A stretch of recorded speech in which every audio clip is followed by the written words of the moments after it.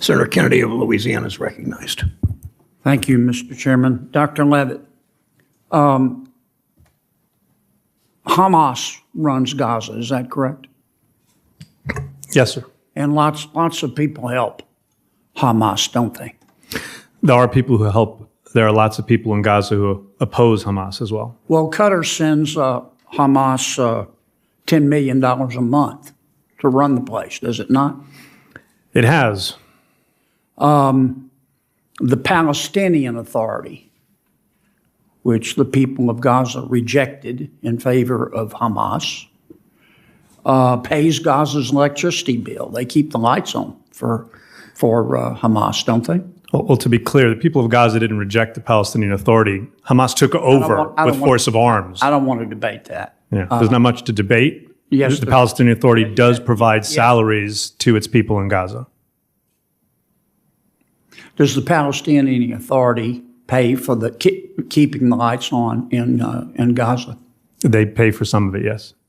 The UN sends Hamas money to educate the children, does it not? The UN pays for some education in Gaza. They do that through their own agencies. Is that a yes? They provide the money into Gaza, yes. I'll take that as a yes. The UN gives Hamas money to run hospitals, does it not? The UN runs hospitals in Gaza too, yes. And in fact, doesn't Hamas tax at the rate of 16.5% every bit of food and aid that comes in to Gaza? They do tax everything. I don't know the exact percent. And Hamas levies a tax on even fish caught, does it not? They tax everything. And Hamas also levels an income tax, does it not? That too. Okay. President Biden's administration has not enforced the sanctions on Iranian oil, on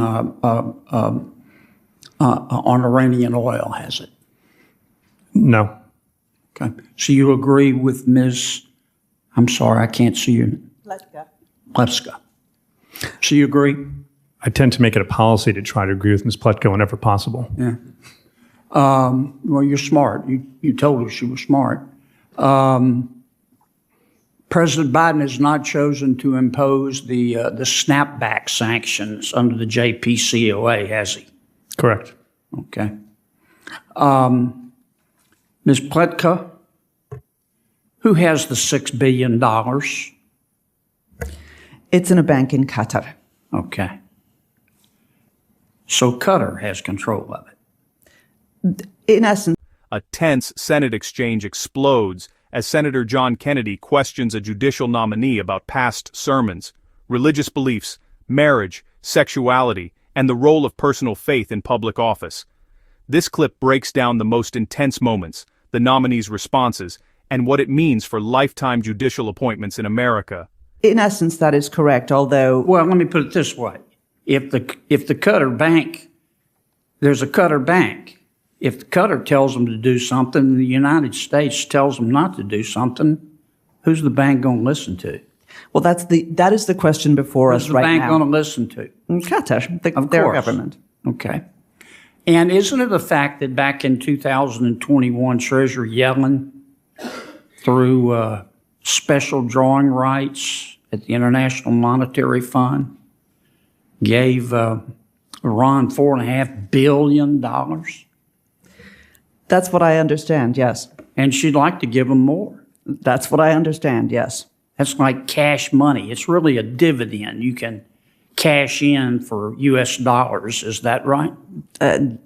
That's what I understand. Wow.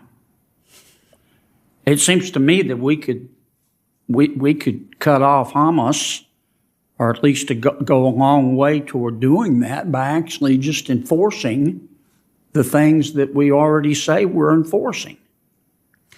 Every authority that is necessary to cut off Iran, Hamas, and every other terrorist group is already in the president's hands. The question is never whether the president can, it's whether the president will. Well, why has the Biden administration been so soft on Iran?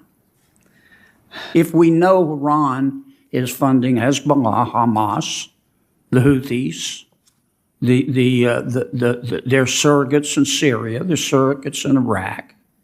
Why has President Biden's administration been so soft on them? Well, Do they just think love is the answer, and that this isn't a bar fight, and that, I mean, it just looks to me like this administration is quoting Socrates in the middle of a prison riot. That's a very apt picture. I'm not a spokesman for the Biden administration, so I can only give you my estimation. There has always been a problem in our compartmentalization in dealing with Iran. We have prioritized their nuclear program, their nuclear weapons program, understandably, but we have not ignored, but diminished the importance of their support for terrorism, their regional disruptions, and their human rights record. Those things need to change. We need to tighten the screws on Iran in every single aspect. Peace through weakness never works, does it? No. Thank you, Senator Kennedy. For more profound political discourse, please like, comment, and subscribe for further insights.